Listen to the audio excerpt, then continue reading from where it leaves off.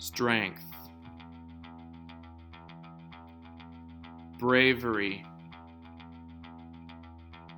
courage, dignity. What do these words mean to you? Who do you know that exudes these characteristics? A relative, a friend, an historical figure? Do you have a hero?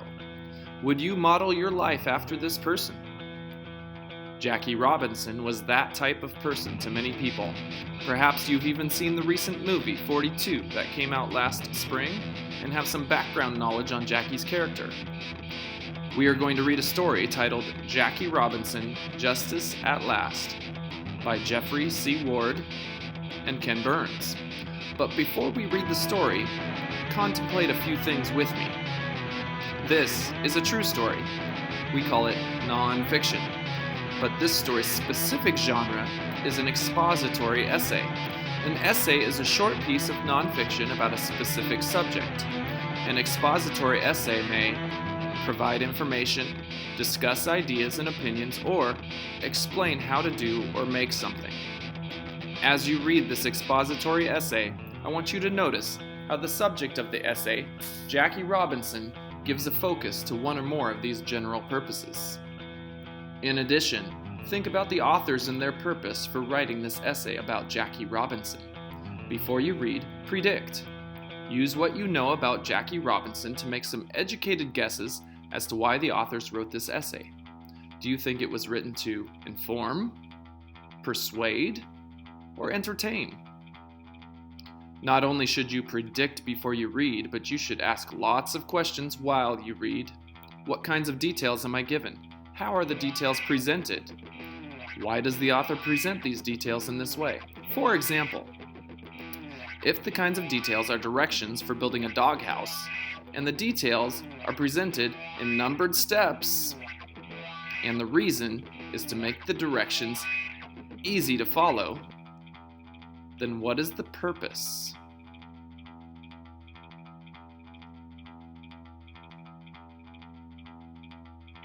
To inform.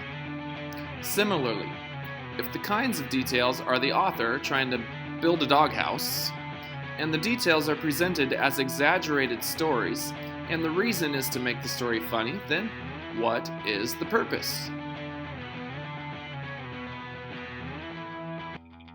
To entertain. Again, ask lots of questions while you read, and as you read, determine what you think makes a hero. Think about if Jackie Robinson meets that criteria. Please respond to your reading by answering a few questions in 1 or 2 paragraphs, using at least one example from the story to explain each answer. Does the expository essay provide information, discuss ideas or opinions, or explain how to do or make something? Are the authors attempting to inform, to persuade, or to entertain you? And would you consider Jackie Robinson a hero? If so, why? If not, what do you think makes a hero?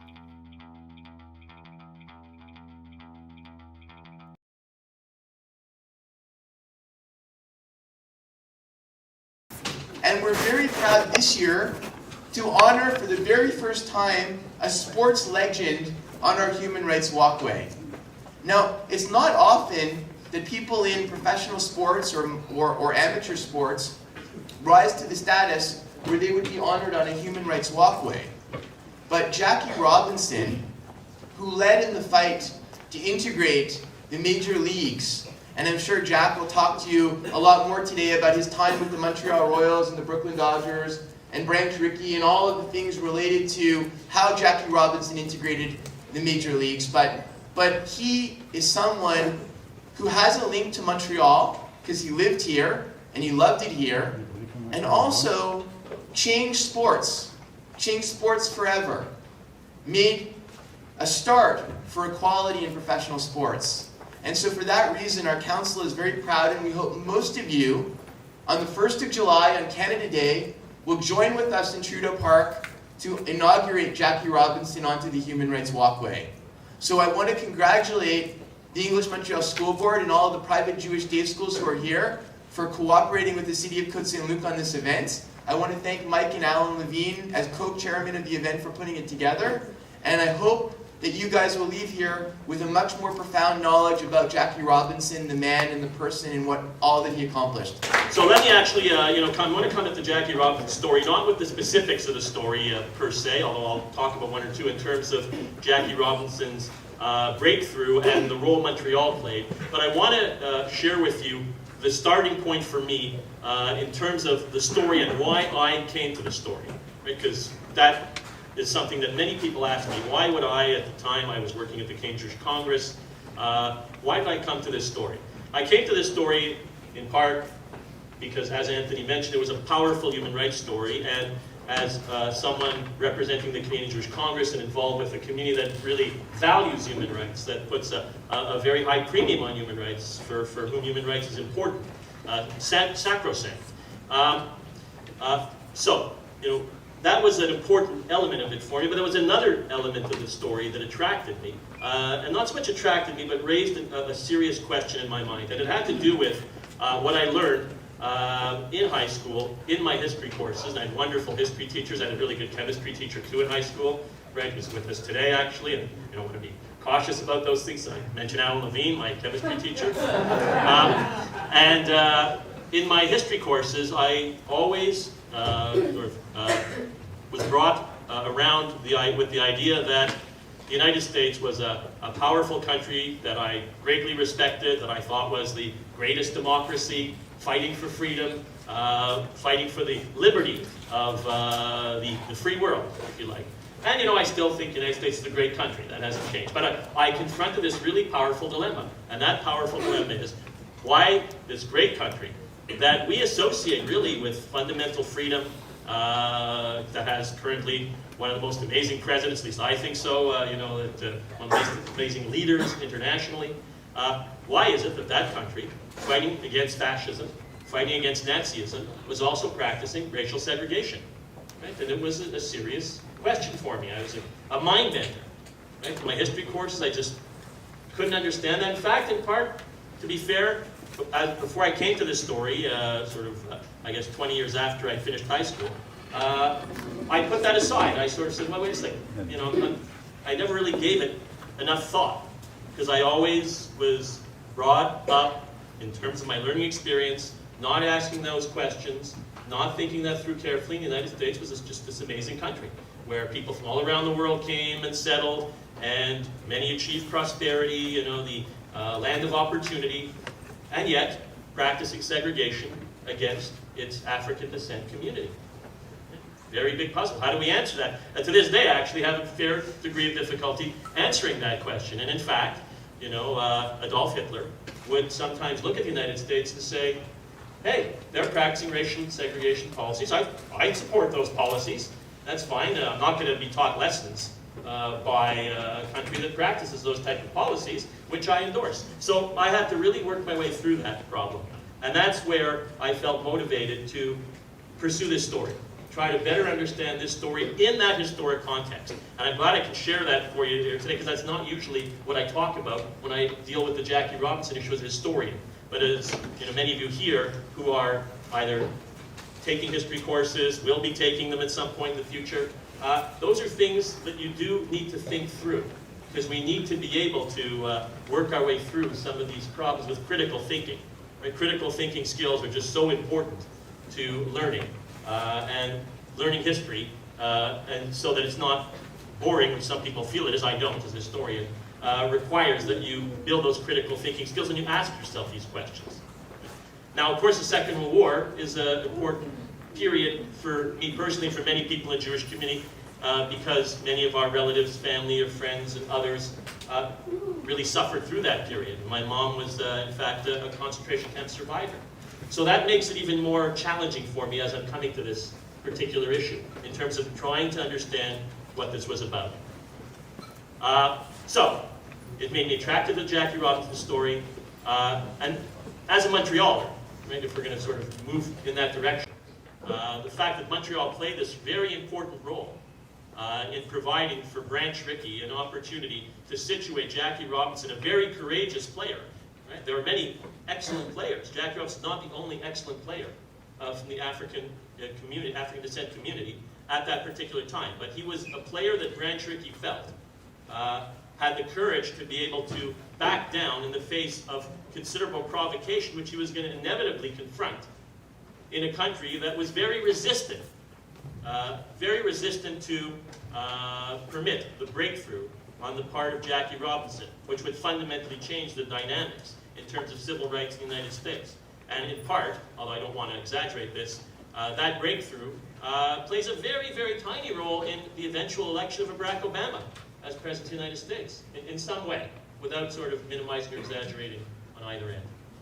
But Montreal, which did not have this practice of racial segregation, though, let's be careful. Montreal was not a city without racism. It was not a city without anti-Semitism.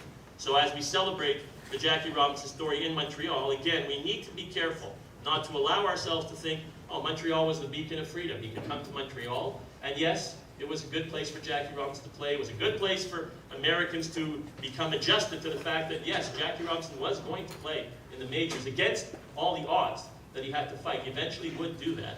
And Montreal was the gateway where that process began.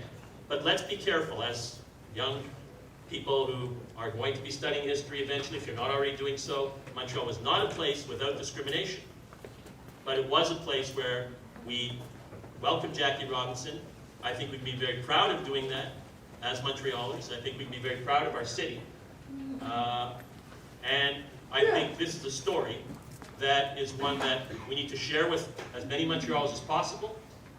And I'm glad I'm able to play a very tiny role in doing that. I was able to publish this book on Jackie Robinson, both in English and French. There are virtually no copies left of it, and so in the absence of doing a reprint in our wonderful technological age, I'm actually going to post it in both versions on the website of my organization, the Association for Canadian Studies. So those of you who are teachers, who are educators, who want to be able to share the story that I've had the opportunity to write with others, please feel free to consult our website, and we can make a link to the City of Côte-Saint-Luc website so it can be available as well. Alors, permettez-moi aussi de dire quelques mots en français. Merci encore, Mike. C'est toujours un plaisir d'avoir eu l'occasion de travailler avec toi. Merci pour cette occasion de m'asseoir avec le grand Warren Cromartie et Kermit Kittman. Je suis extrêmement content que je suis là pour participer dans cette journée. Et je vous encourage tous à prendre l'occasion de lire l'histoire de Jackie Robinson. Et comme j'ai mentionné, je vais rendre disponible des copies de livres en anglais et en français sur notre site web. Merci encore, merci infiniment. Tell everybody how, first of all, tell us maybe your history in playing professional baseball. I know it was a brief history. And then how you came about meeting Jackie Robinson, when that happened. Well, I originally went to spring training at Bear Mountain Inn when the war was on. We weren't allowed to go south. And during the spring training, Jackie Robinson was brought in his lieutenant's uniform to the newspapers at Bear Mountain Inn to notify the newspapers that he was being signed by the Montreal Royal baseball team for the year 1946. This was 1945. I didn't meet Jackie Robinson at the time, but he was introduced to the press at Bear Mountain Inn. When I met Jackie Robinson, was in spring training of 1946 after I spent a full year of playing for the Montreal Royals in 1945. I had married a Montreal girl, and I ended up taking it on our honeymoon to Daytona Beach at spring training. Jackie Robinson had to stay in the black side of town and was driven to the ballpark by a black preacher every morning at 8:30 in the morning. I took a bungalow on the beach as my honeymoon, and I was afraid to be late at the ballpark, so I used to take a bus to the ballpark every morning real early, and Jackie and I used to spend at least a good hour before the team arrived because we were afraid we'd be late for practice. We used to discuss my year at Montreal the year before, And he used to ask me the questions about how he would be taken in Montreal as a black person. That particular year in 1945, we had 2 black Alouette football players playing for us, and they were loved by the public. I had told him that he wouldn't have a problem at all, and as intelligent as he was, and as the way he spoke, he was a beautiful man, and it was a pleasure to be with him for those 30 days every morning. The next time I saw Jackie Robinson was 10 years later in one of my business trips from Montreal to New York, and I was at a bus station, ready to go to the airport, and buying a newspaper and a Coke, and somebody in front of me looked, the back of his neck looked like Jackie Robinson. So I looked sideways, and it was Jackie Robinson. Now, I hadn't seen him for 10 years or spoken to him for 10 years. He had already retired, and he had lost his son at the time. So I need him with my knees to say something to him, and he turned around with his fist, ready to hit me. When he looked at me and I looked at him, and I said, "Remember me, I had a funny first name. My name was Kermit." He looked at me and he said, "Your name was Kermit, and we spent many a days at Daytona Beach together." And we spoke for a while, and we left each other and shook hands. That was the last time I saw Jackie, and Jackie died a little while later from his sickness. That's my time with Jackie Robinson. That's amazing. And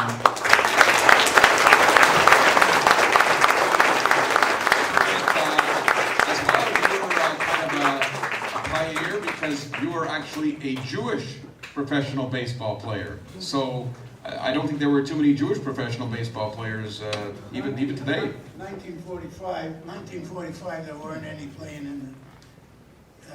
Goody Rosen was playing for Toronto at the time, about the only other one. He had played in Montreal, and they played for the Brooklyn Dodgers before I came up. All right, I'm going to have more questions, but now I want to turn it over to the man they named a chocolate bar after, the Crowbar, Warren Cromartie.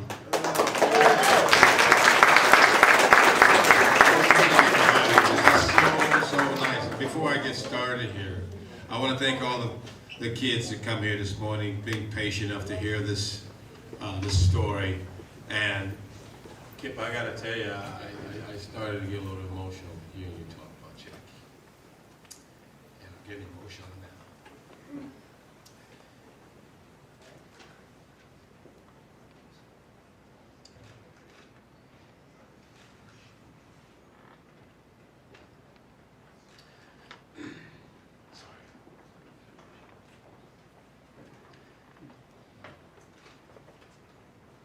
I saw the movie.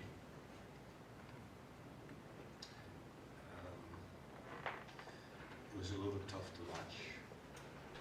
It's true. Everything is true. My father played in the Negro Leagues as well. He played for the Indianapolis Clowns. And I was talking to him one morning watching baseball, and I had asked him, I said, "Whatever happened to the league?"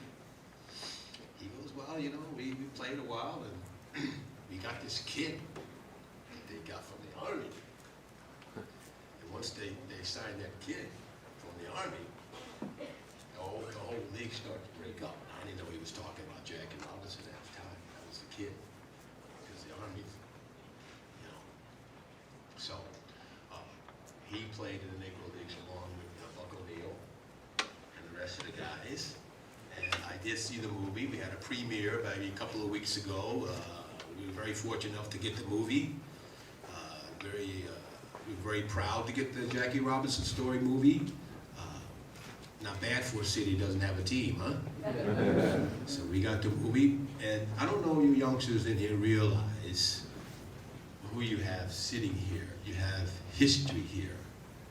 And you should your teacher should make a story about this day today, see how much who's listening, because this is very important for each and every one of you here. And if it wasn't for Jackie Robinson, there is no athlete of color would be playing any type of sport, period. Period. And if you get a chance to watch the movie, you'll see what I'm talking about. And it's pretty much only half of what he's been through. As far as being successful and all of the stuff that he had to go, all his players are getting off the bus, they go inside the restaurant, he has to stay on the bus because he can't go inside the restaurant. Claude Raymond, I don't know if some of you folks here know who Claude Raymond is. Used to play for the Expos. Well, he played with a person inside that movie, Charles. His last name, you're going to see him, and he was telling me about situations. It was very tough for Jackie Robinson to play. But it was a great movie, and I recommend for you to watch the movie and to take notice about history. And I'm here this morning to represent the Montreal Expos.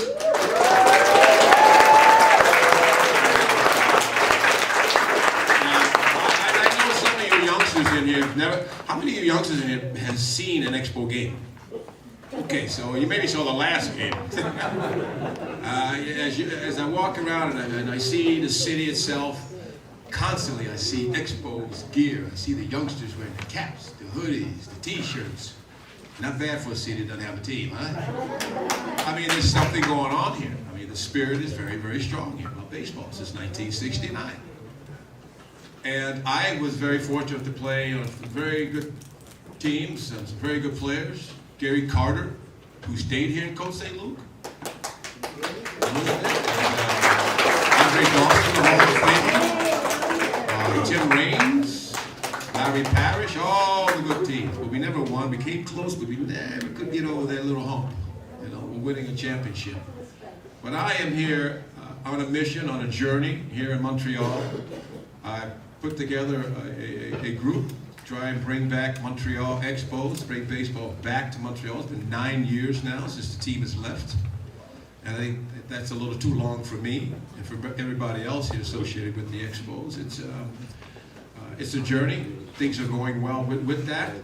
And I'm looking forward to the time that the parents could take the kids who's never been to an Expo game to watch an Expo game, because Montreal Expos is history here. It's part of your history. Jackie Robinson enabled us to have a baseball team. The Dodgers and Jackie Robinson, he loved here in Montreal. The family still loves to come here. They have a plaque on an apartment where they used to live. And you know, it's all about history. And today, I'm a very small part of the history. He's a real big part of history. Because I don't know about you, but I got a big kick out of the story you just told. And I want to share just how important baseball is in the world. You know, baseball has got this knack of cutting through troubled times, nervous times, travesties. For instance, in 9/11, 9/11, when it happened a few years ago, what sport started the movement back to get people back on track again? It was baseball. When President Bush threw out their first pitch in New York City, the Yankee game, they was going crazy. Baseball has a knack of doing that. And I understand there's a lot to be said about Montreal, and things have changed since 8 years ago. 8 years ago, we didn't even have the internet. 8 years ago. So a lot of things have changed since then. But the attitude has gotten better. And I think really the people of Montreal, people of Canada, a lot of people in Canada, not just Montreal, all around the world, they really are supporting the cause. Expos coming back here in Montreal. I hear it all the time. I hear it from the fans. I hear the disappointment. I hear the eagerness to get it back. So I understand the support. I have the support, and I feel that support to do that. But it's going to be up to my youngsters, who I call today my the young. I want to reach out to you. I want you to see my face and understand. So, okay, maybe I didn't see him play, but I got his baseball card. Or I heard his dad talking about him. Here I am. And let you see the grassroots. That's the name I want to use. You guys are the grassroots, the youngsters out there, you baseball players out there. You have my fellow Expo player over there, got his Expo cap on over there. He's supporting the cause. See, that's what it's all about. Maybe have you seen a baseball game, Expo game?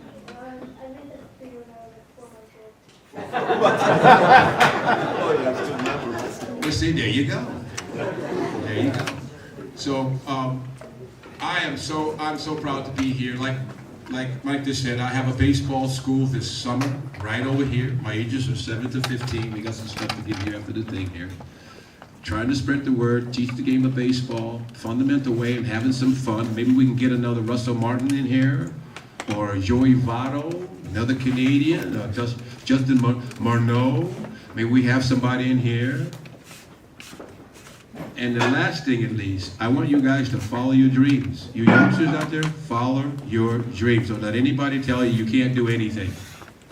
Because when I started baseball, it was everything to me. I couldn't wait to get to the park. Hated Sundays because couldn't play baseballs on Sundays for some reason or another.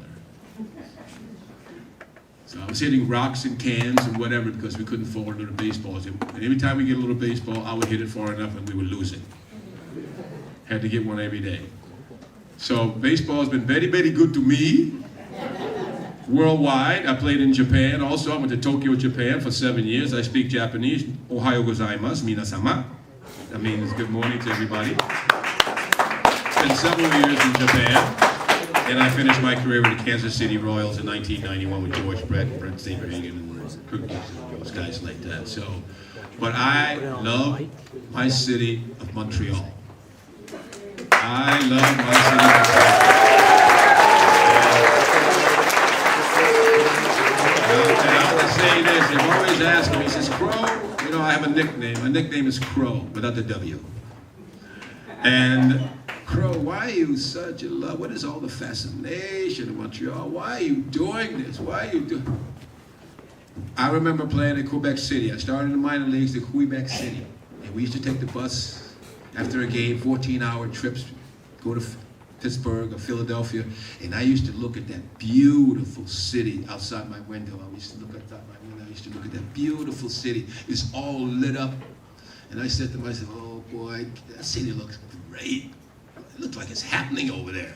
Look at how bright lights it is over there. I can't wait to get over there and play for the Expos.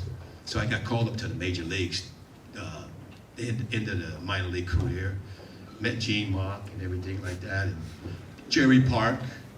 How many Jerry Parkers we have here? Jerry Park. So I guess I'm loyal. I'm very loyal to this city because I owe everything. This is where it all started for me, and up the road 2.5 hours. So I am very honored to be here this morning, and I know we have some other things we need to talk about. I just want to introduce myself. I'm so glad that you are here to listen to this story because Jackie Robinson paved the way. He is a hero forever. Forever. And we'll have little questions and answers after. Thank you, Crow. Kermit, I just wanted you to share one other story with the audience. That was, you told me that when you met Jackie Robinson in Daytona Beach back 67 years ago, that there was only a certain part of town the blacks were allowed to go to. Is that what you said to me? Can you move forward to the microphone? Just explain that to the kids. Well, the blacks were not allowed to walk on the right side of the street where the whites walked. And there were water fountains at Daytona Beach, and the blacks weren't able to drink from the water fountains in Daytona Beach. And whenever we got on the bus, the blacks had to sit in the back 2 rows, not in the front of the bus. That was 1946. So it's not too far away. Warren, when you were very, very young, did you ever experience any racism? Have you experienced any racism in your life? Not really, because I've been very fortunate to play, being only black on the team, Spanish teams, Japanese teams, that type of thing. Maybe I ran into something in junior college, some smart guy on the bench over there trying to make a name for himself, and all he did was add fuel to what I did. I proceeded to hit a grand slam, and I saluted him when I touched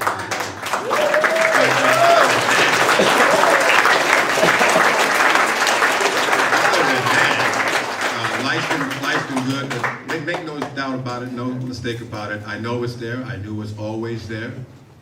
And what really saved me and who I am today is baseball. I had too much problem trying to hit that little white baseball with a. How many here know how many stitches on a baseball?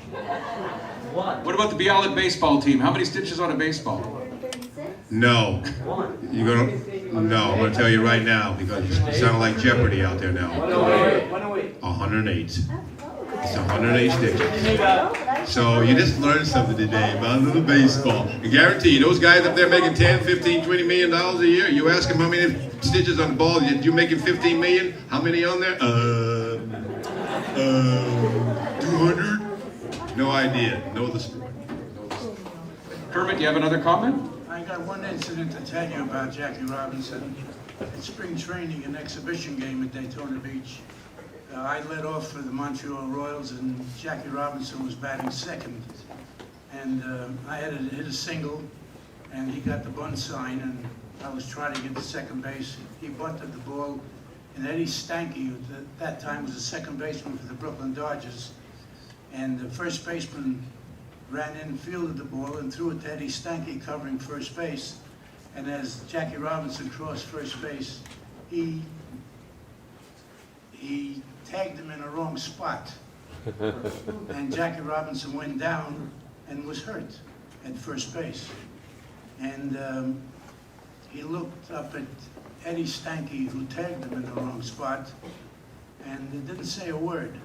In the dugout, and after the game was over in the field house, Eddie Stanky apologized to Jackie Robinson and said that Mr. Rickey put him up to it to test him, to see if he would fight. And that's what he had to go through. Amazing stories. I'm going to have one more question that I want to ask, and then I want to see if some students have some questions. Jack Jedwab, we're hearing all these stories.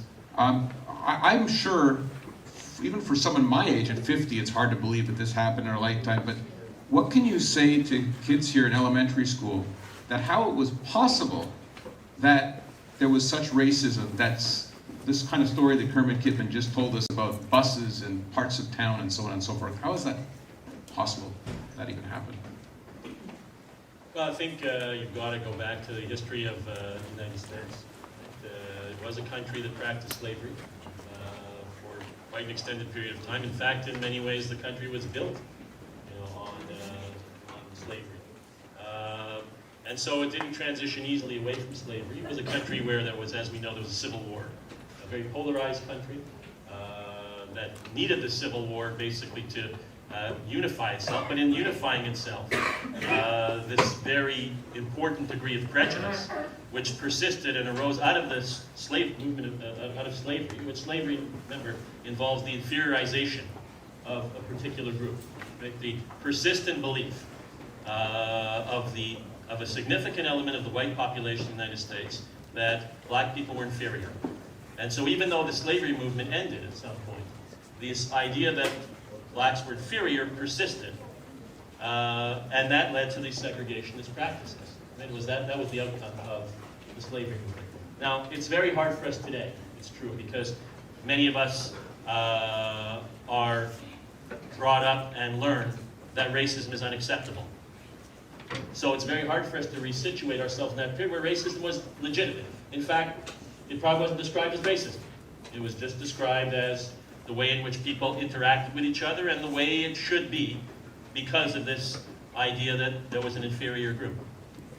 Something that's unacceptable. And let's be careful, as I said earlier. As much as many of us have learned that racism is unacceptable, and I strongly encourage everyone here, when they encounter any form of racism against anyone, to be prepared to act, to be prepared to fight against it, because we need to be vigilant about this. And we need to know as well, whatever community we belong to, and I can speak from my own standpoint as a member of the Jewish community, that it's important for me not only, obviously, to act when I see an instance of anti-Semitism, but when I see anyone from any other community that's the object of any form of racism, I feel compelled to act. And that's something all of you should do.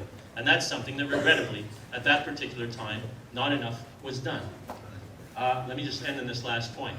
One of the issues that helped Jackie Robinson make the breakthrough was because Branch Rickey right, who was then, of course, the president of the Royals, said that if, people of African descent can fight with our boys, as he said it, in Guadalcanal, then why can't they play baseball? So that very same period in our history, which, as Kermit said, is not that long ago. It's fresh in many people's minds in this room that, are Mike's age, or like me, almost Mike's age. I just want to say one thing about civil rights, and your students out there, when you do your history, you got to know your history, how the civil rights started. Jackie Robinson started the civil rights movement along with Branch Rickey. Then it went to Rosa Parks. Then it went to Martin Luther King. Okay, so this is where you learn something about civil rights. Branch Rickey and Jackie Robinson started the civil rights movement at that time.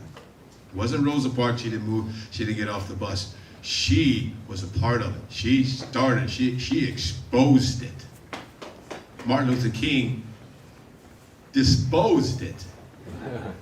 So in that order is how the civil rights started in the United States. So put that in your history book. Mayor Housefather just has one point to add, just related to this conversation. If you don't mind, Jack inspired me because this is a history lesson for all of us. And part of the reason we have the Human Rights Walkway is to impart Canadian and American history and world history to everyone. So a lot of people believe that judges are infallible, right? You go to the court, you see the judge in the black robe, you see the judge in rendering a decision, and you say, oh my God, that judge, he understands or she understands what they're talking about. Slavery was agreed upon and made legal not only when the United States was founded, but also by the Supreme Court of the United States in the Dred Scott case in the 1850s, which is what led to the Civil War. The US Supreme Court actually required and agreed that if a slave escaped to a free state, he had to be returned to his master. And the Civil War in the United States started because of a Supreme Court decision, or largely because of a Supreme Court decision. Segregation was exactly the same way. After the Civil War in the United States, Congress, a Reconstructionist Congress, enacted the 14th Amendment that basically said, I think it's the 14th, I'm pretty sure it's the 14th, I don't have it in my head, but I'm pretty sure, that said that black men were allowed to vote, that blacks and whites had to be treated equally. And you had a period of 20 or 30 years after the US Civil War, from the 1860s to the 1890s, when black Americans were elected to Congress from many of the southern states. But then the southern whites decided, how can we counteract the fact that we don't have slavery anymore? And they started segregation, which meant that in railways, black people weren't allowed into the same car as white people, separate drinking fountains, etc. This went to the Supreme Court again in 1896 in a case called Plessy versus Ferguson. And in 1896, again, the US Supreme Court, with Justice Harlan dissenting, said that segregation was legal. That it was legal as long as there were the same facilities for blacks and whites, and we all know there were never the same facilities. The white facilities were always better, that it was okay. And it was not until 1954, in Brown versus Board of Education, where, again, part of the segregation was black schools. Black children in the South were not allowed into white schools.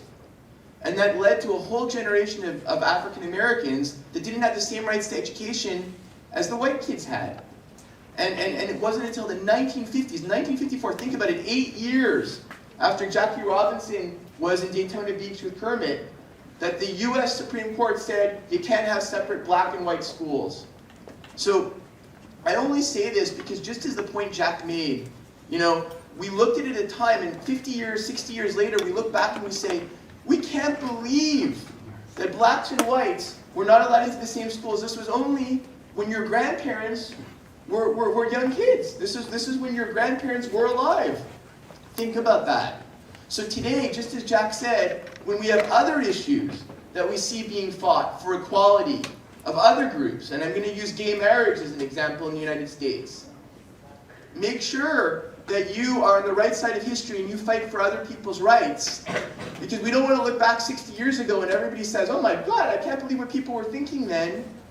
And we were on the wrong side of history. Always try to make sure you're on the right side of history And when you see one of your classmates being bullied, or being hurt, or being picked on for any reason, make sure that you stand up and fight for them, because that makes you a better person, and that's exactly what Jackie Robinson taught us. And I think that's the important lesson that all of us can learn today. So thanks. Sorry to intrude. Do we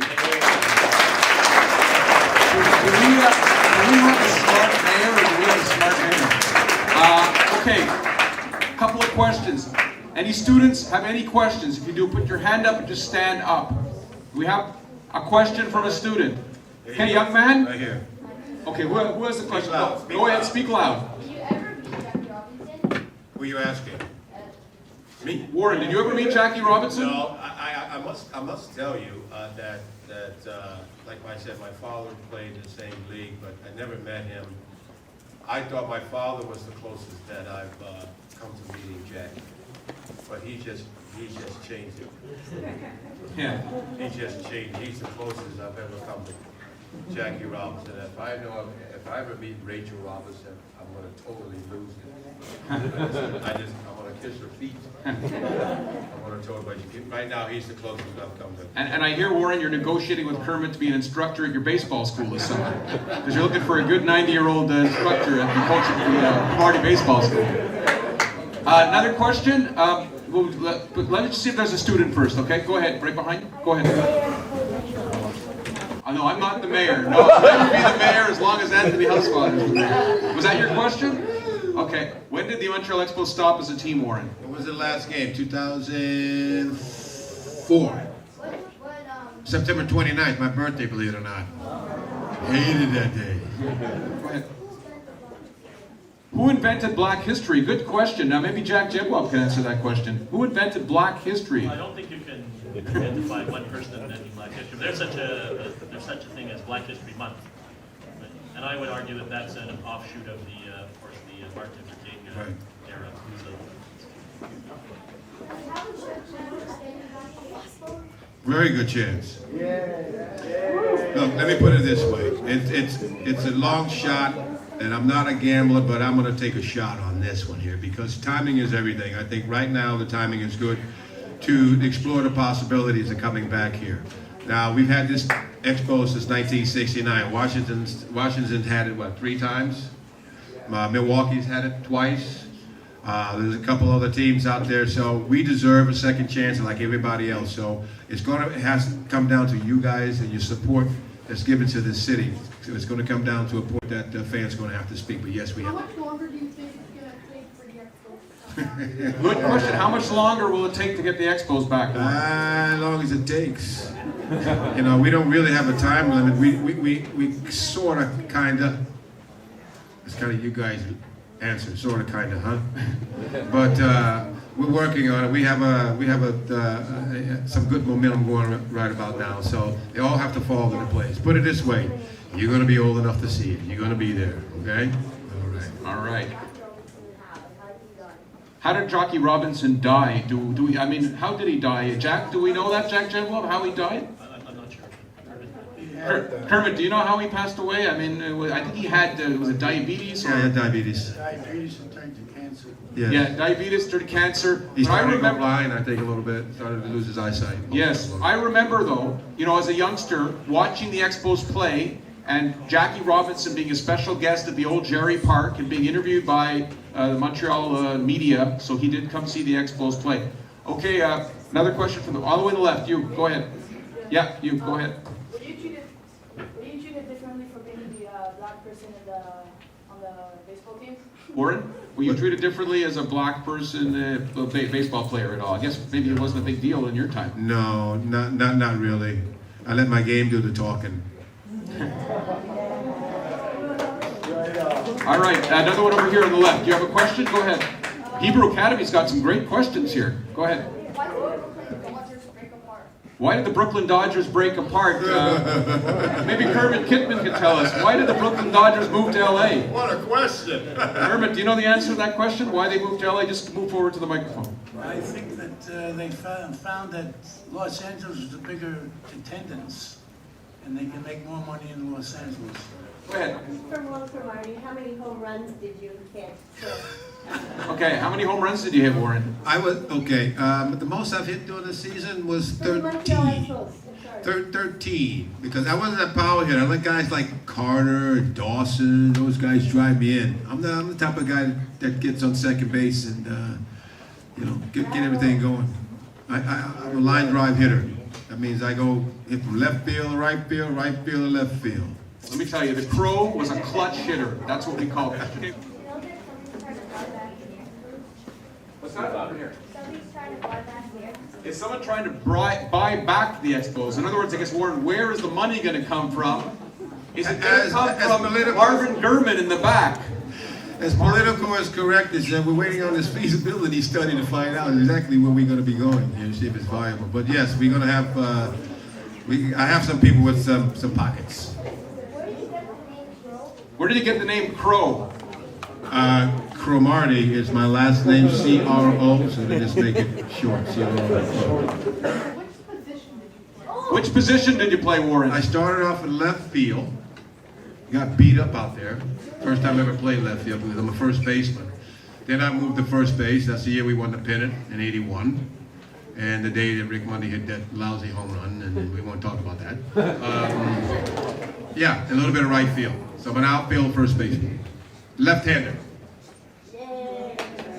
Okay, we're going to have one quick question from Stan Diamond, who is an outstanding left-handed slugger in the Coatesy Luke Slow Pitch League. Stan, go ahead, ask your question. When Jackie Robinson played in Montreal, Montreal Royals won the Little World Series. That was something we don't have anymore. And the story has always been repeated that Jackie Robinson said it was the first time he had been chased out of love instead of hate. That's a good one, Stan. Thank you. We're gonna have a concluding remark from Councilor Dean. By the way, I just want to. We're welcoming Warren Cromarty's baseball school to Coatesy Loop, but we're also welcoming something also very exciting to Coatesy Loop this summer. Yay Yogurt is coming here, and Marv Kervin, the owner's in the back. Marv, give a wave to everybody. And Yay Yogurt, by the way, is kosher. It is kosher, so they're opening at the Cavendish Mall, known as the Cartier, in June, right, Marv? You know, I taught high school here in Coatesy Loop and around for some 35 years, mostly at Wager. And, you know, I always encourage my students to go beyond, you know, the lectures and the textbooks and to deal with the important things in life. And, you know, autobiographies, biographies, movies, like the one you said about Jackie Robinson, this imparts history and it expands your vision of what the world is really like. You know, some people talk about putting your money where your mouth is. I'm very proud of my mayor this morning. He came up here and he gave you a Devar Torah on a little bit of things that are very important. You know, rights, bills of rights, they're words on paper. If you use a Jackie Robinson expression, if you don't come to the plate and defend them. What happens out there? What happens out there when something is wrong and you feel it's wrong? You do like the mayor did. You read about it. You study it. You make sure that you know what you're talking about. And then, if it's still in your heart of hearts that something's wrong, you come to the plate and you speak about it. And our mayor went to Quebec City. He spoke about Bill 14 because he felt that this is an injustice. We have to speak out. And that's why this venue. And I congratulate my co-chair on all his work and everybody else who did it. This venue is so important for you because you realize there are bad things that happen. There are judges who feel that that is the option of the day, and you, by speaking out, can change these. So I'm very happy you're all here today. I hope you take something back with you and realize that things can change. Injustice is only a matter of coming to the plate, speaking out, and going to bat. Like Jackie Robinson would say, for what you feel in your heart of hearts is right. Thank you very much. Jackie Robinson was born on January 31st, 1919 in Cairo, Georgia. Jackie was the youngest of 5 children and attended John Muir High School and Pasadena Junior College, where he played 4 sports: football, baseball, basketball, and track. Jackie's older brother, Matthew Robinson, inspired Jackie to pursue his talent and love of athletics. Matthew won a silver medal in the 200-meter dash, finishing just behind Jesse Owens at the 1936 Olympic Games in Berlin. Jackie Robinson continued his education at UCLA, where he became the university's first student to win varsity letters in 4 sports. He was also a UCLA football All-American. He did better in track, football, and basketball than he did in baseball. He fell short of graduating with his money and moved to Honolulu, Hawaii, where he played football for semi-professional Honolulu Bears. His season was cut short when World War II started. Jackie was a second lieutenant in the United States Army from 1942 to 1944. He never saw combat. Robinson was arrested at boot camp because he refused to sit in the back of the black and white bus. He later was acquitted of the charges and received an honorable discharge. After Robinson was discharged, he started to play baseball professionally. At that time, baseball was still separated into 2 leagues, the Negro Leagues and the White Leagues. Jackie Robinson played for the 1945 Kansas City Monarchs in the Negro Leagues, where he batted .387 and had 63 hits in 47 games.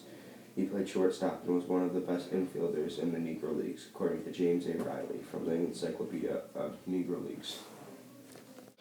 Branch Rickey, the Major League executive, started talking about bringing a Negro baseball player up to the MLB. Branch Rickey wanted somebody that would take the criticism and could be tough and control his anger. He wanted a good ball player, so they picked Jackie Robinson. Jackie Robinson was then signed to the Montreal Royals, an all-white team. On April 10th, 1947, the Dodgers purchased Jackie Robinson's contract from the Montreal Royals. He played his first Major League Baseball game at Ebbets Field on April 15, 1947. Jackie Robinson proved to the Black and White Society that anybody can achieve their goals, even if they seem a million miles away.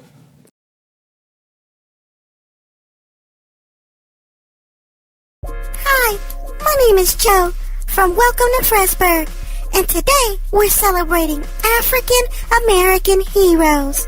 The hero I'd like to talk about today is known in the world of athletics, and his name is Jackie Robinson. Jackie Robinson was known as the first African American to break the color barrier in Major League Baseball on April 15, 1947, as he became a member of then the Brooklyn Dodgers. Playing in over 6 World Series, Jackie Robinson also had another first as he became the first sports announcer for the Major League Network. Not stopping there, Jackie Robinson also became the first black vice president of a major American corporation.